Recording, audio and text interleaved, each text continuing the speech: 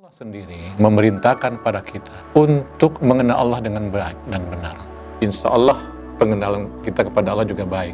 Apabila kita tidak memahami Al-Quran hadis dengan benar, dengan baik, maka lemah juga pengenalan terhadap Allah Subhanahu wa Ta'ala. Ketika akal kita fungsikan dengan baik, dengan melihat segala fenomena alam, kita akan melihat kekuasaan Allah yang maha besar. Semua gejala alam ini adalah wujud daripada kekuasaan Allah.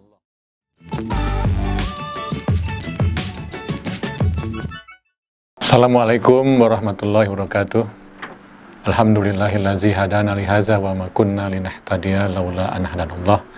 Asyhadu an la ilaha illallah wahdahu la syarikalah wa asyhadu anna Muhammadan abduhu wa rasuluh la nabiyya ba'dah.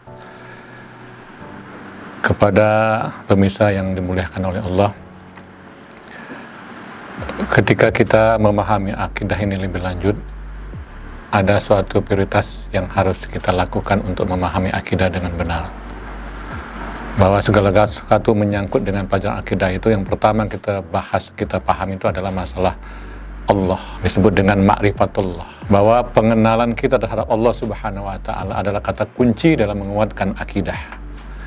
Dan Allah sendiri memerintahkan pada kita untuk mengenal Allah dengan baik dan benar. Di dalam surah 47 ayat 19 jelas, fa'lam annahu la ilaha illallah. Ketahuilah tiada Tuhan yang kau sembah selain Allah. Ada perintah bahwa kita harus mengenal Allah dengan baik. Maka agar akidah kita lurus, akidah kita benar, kita harus bisa memahami Allah dengan baik, dengan benar. Jangan sampai ada penyimpangan terhadap pengenalan kita dengan Allah Subhanahu wa Ta'ala. Ayat-ayat masalah akidah itu meluruskan pengenalan kita terhadap Allah Subhanahu wa Ta'ala. Apabila pengenalan kita terhadap Allah itu baik dan lurus, insya Allah lurus akidah kita. Apabila pengenalan kita terhadap Allah tidak lurus, bengkok juga akidah kita. Sehingga tidak jelas lagi iman dan tauhid kita. Nah, di dalam konteks ini, memang para ulama mengatakan awaludin ma'rifatullah. Pertama-tama kita memahami ini dengan bermakrifat. Sehingga ada sebagian orang mendahulukan masalah ini dibandingkan dengan yang lain. Terkait dengan ma'rifatullah ini, ada beberapa hal yang harus kita pahami dalam kaitan dengan prioritas. Apa yang harus kita lakukan dulu untuk memahami Allah dengan baik, mengenal Allah dengan baik? Yang pertama adalah kita harus memfokuskan pembahasan kita tentang Allah sebagai Rabb, Allah sebagai pencipta. Rabb itu mempunyai makna yang banyak. Dia adalah pencipta, dia adalah pendidik, dia adalah pemelihara.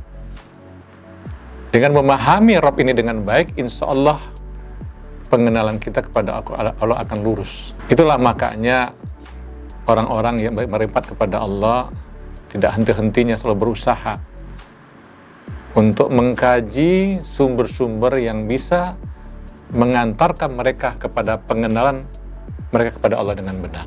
Secara syiat pada dasarnya ulama telah meluruskan pengenalannya terhadap Allah. Ada dasar-dasar yang harus kita pahami bagaimana cara kita mengenal Allah dengan benar. Yang pertama, bahwa pengenalan kita pada Allah itu harus dengan dasar ilmu. Ini pertama. Jangan hanya duga-dugaan. Jangan prasangka-prasangka kita terhadap Allah. Apabila kita banyak menduga tentang Allah, berprasangka pada Allah tanpa ilmu yang menyertai, maka akan terjadi penyimpangan pengenalan kita terhadap Allah Subhanahu wa Ta'ala. Makanya para ulama kemudian mengajarkan pada kita ada beberapa hal penting yang menjadi landasan kita mengenal Allah. Di antaranya pertama, kita harus mengenal Allah dengan dalil nakli.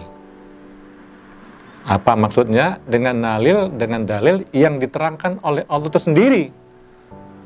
Allah mengenalkan dirinya kepada kita. Tidak boleh kita mengenal Allah dengan cara-cara kita sendiri.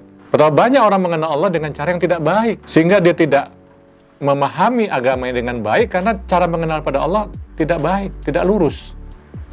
Nah, oleh karena itu, dalam konteks dalil nakli ini, sesungguhnya Allah itu sudah memperkenalkan diri kepada kita melalui Al-Quran dan hadis.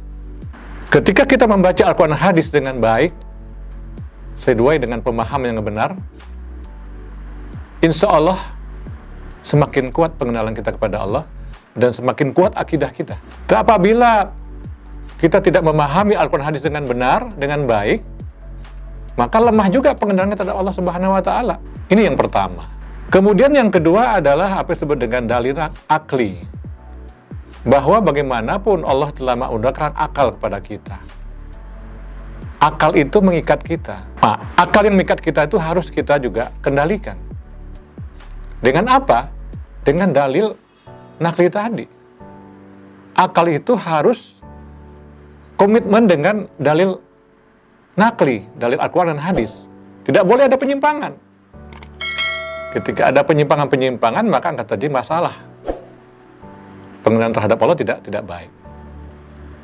Kemudian yang ketiga adalah dengan dalil fitrah.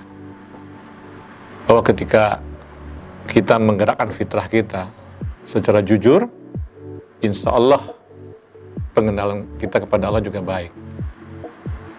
Tidak boleh kita menutup fitrah kita. Karena fitrah itu ada sesuatu yang datang dari Allah, yang manusia tidak bisa merubahnya. Nah, di sini ada gambaran bahwa ma'rifatullah itu ada kaitan dengan metode yang benar, yang baik, sehingga tidak terjadi penyimpangan-penyimpangan kita di dalam mengenal Allah. Tiga hal ini harus seimbang. Ya, seimbangnya maksudnya adalah kita harus mendasarkan makrifat kita kepada Allah dengan sumber-sumber yang sahih dari Al-Quran dan hadis. Yang kedua adalah kita harus menggunakan akal kita. Karena banyak sekali dalam Al-Quran kita menyuruh untuk berpikir menggunakan akal sehat kita. Dengan pertanyaan Allah menggugah akal kita, afala ta'qilun? Apa kamu tidak berpikir? Allah dengan dalil akli juga menggugah kita dengan ayat-ayat yang ada. Sehingga Allah suruh kita, coba lihat kamu, sanurihim ayatina fil afaq. Telah aku nampakkan tanda-tanda kebesaranku di muka bumi ini. Fi anfusihim, juga aku nampakkan tanda-tanda kekuasaanku di dalam dirimu sendiri. Itu dalil-dalil menguatkan bahwa ketika akal kita fungsikan dengan baik, dengan melihat segala fenomena alam, kita akan melihat kekuasaan Allah yang maha besar. Karena bagaimanapun alam ini, semua gejala alam ini adalah wujud daripada kekuasaan Allah, wujud dari kemahabesaran Allah, dan itu juga adalah wujud dari tanda sayangnya Allah kepada makhluknya. Akal sehat itu harus kita fungsikan dengan sebaik-baiknya. Jangan sampai kita tertutup karena kita tidak menggunakan akal sehat kita. Banyak sekali ayat-ayat Allah yang bertebaran di muka bumi ini. Dari sebuah fenomena alam, itu semuanya adalah ayat-ayat Allah yang Allah berikan kepada kita untuk menguatkan pengenalan kita kepada Allah. Tiga ini adalah satu rangkaian, selalu seimbang kita gunakan. Jangan menduga-duga dengan hanya perasaan, karena semua pengenalan kita kepada Allah itu ada tuntunnya berdasarkan syariat Islam yang bersumber dari tiga hal tadi. Pertama dengan dalil nakli, sumber di Al-Quran dan hadis. Yang kedua dengan dalil akal sehat kita gunakan yang harus bersandar kepada Al-Quran dan hadis. Yang ketiga adalah fitrah kita gunakan sebaik-baiknya. Mudah-mudahan ketika kita menguatkan akidah kita dengan pertama bermakrifat kepada Allah, akidah kita menjadi lurus, sehingga akan bisa menjadi inspirasi bagi kita mengamalkan ajaran Islam dalam bentuk akhlak, dalam bentuk muamalah, dalam bentuk ketaatan. Karena kita sudah memahami Islam dengan baik, dengan akidah yang lurus, dan sudah bermakrifat kepada Allah dengan cara yang benar. Mungkin itu saja yang bisa saya sampaikan. Lebih kurang saya mohon maaf. Billahi taufiq wal hidayah. Assalamualaikum warahmatullahi wabarakatuh.